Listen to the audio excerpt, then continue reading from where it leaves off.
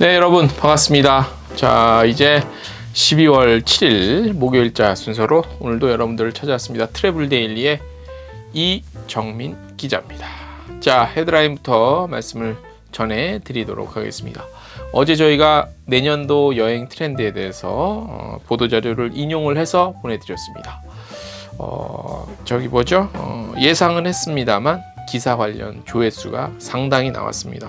유튜브 관련한 요 영상은 그렇게 별론데 기사 관련해서는 기대했던 것과 같이 많은 조회수가 나왔습니다.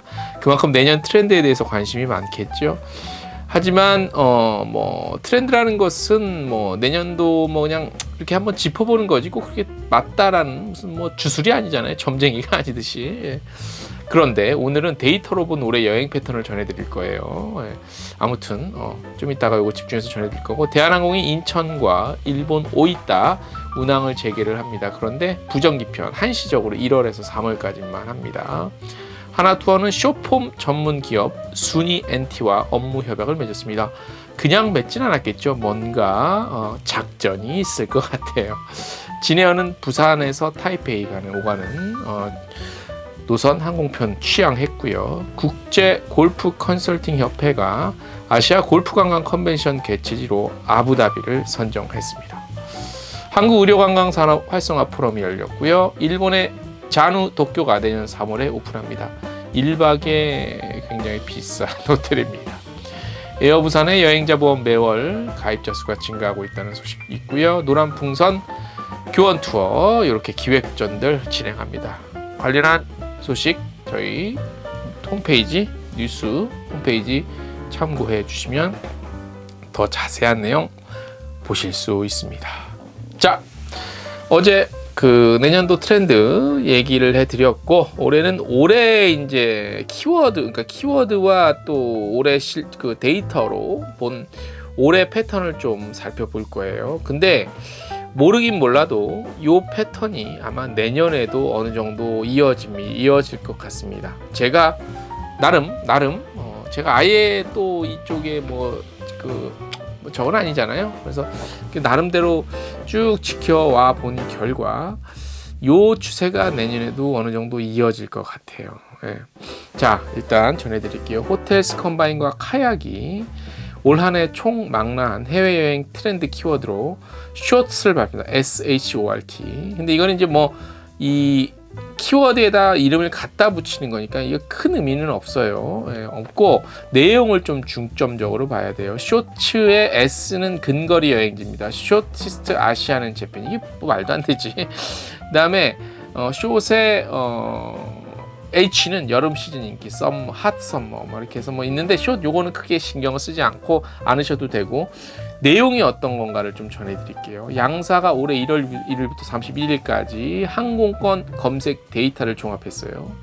올 한해 한국인은 3일 이내 짧은 여행 기간으로 가까운 거리에 위치한 일본과 동남아 국가들을 여행하는 숏케이션 경향이 두드러진 것으로 나타났습니다. 예. 데이터가 이렇게 나타났고 실제 실적도 그렇게 나타났죠. 뿐만 아니라 올해 전반적으로 3성급 호텔 검색량이 큰 비중을 차지해서 비교적 저렴한 가격으로 해외여행을 즐기려는 세이브케이션이 좀 상반기에 이어 하반기에도 좀 지속이 됐다고 해요. 전체적으로 인플레이션 영향이 있었죠. 특히 장거리 노선 미국 중심으로. 그래서 웬만해선 가기 힘든, 국내 경기도 마찬가지였고, 그래서 이런 영향들이 좀 있지 않았나 싶고요. 또 데이터에 따르면 해외 항공권과 호텔 검색량이 전년 대비 크게 늘었으며 당연히 늘 수밖에 없죠. 억눌렸던 해외여행 수요가 영향을 미친 것으로 분석을 했습니다. 실제로 해외 항공권 검색량은 전년 대비 이게 몇 배입니까? 2배 이상 증가를 했고요. 해외 호텔 검색량도 58% 늘었대요. 근데 이건 좀 왜 어떻게 이럴 수가 있지? 항공권 검색량이 100% 이상 보였는데 호텔 검색량은 반도 안 되네. 해외 가면 호텔을 써야 되는데 그럼 호텔 말고 에어비앤비 쓰지 않나? 이게 조금 특이하네요.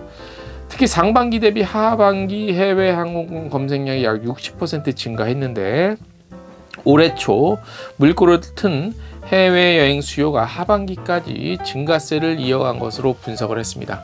월별로 보면요, 7월부터 8월까지 여름 성수기 시즌에 가장 많았고요.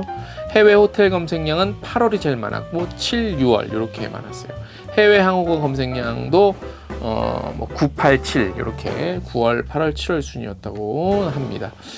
이외에 한국과 비교적 가까운 곳에 위치해서 가깝게 즐길 수 있는 해외여행지를 선호를 했습니다. 연간 최다 검색량 기록한 어딘지 아시겠죠? 단연 일본입니다. 일본에서도 오사카, 도쿄, 후쿠오카예요. 근데 재밌는 건 일본은 도시별로 나오잖아. 도시별로 오사카, 후쿠오카도. 근데 그 다음 이어진 곳을 보면 그냥 국가예요. 베트남, 태국, 필리핀, 미국 순 이렇게 되고, 미국을 제외한 모든 국가가 1월부터 12월까지 매달 상위권 유지했고요. 또한 검색 데이터에 따르면 올해는 비교적 짧은 기간 내에 합리적인 비용으로 부담 없이 즐기는 해외여행을 선호한 것으로 나타났고요.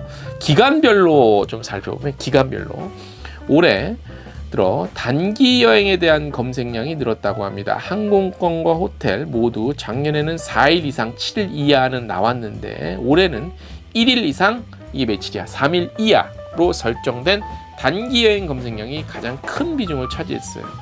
요게 주목할 부분이에요. 이번 그 데이터에. 나홀로 여행객도 증가세를 두드러졌다. 근데 이 나홀로 여행객은 조금 볼 필요가 있어요. 이거는 반드시 나홀로 여행자로 연결된다고 볼 수 없는 게 제가 설명을 해드릴게요.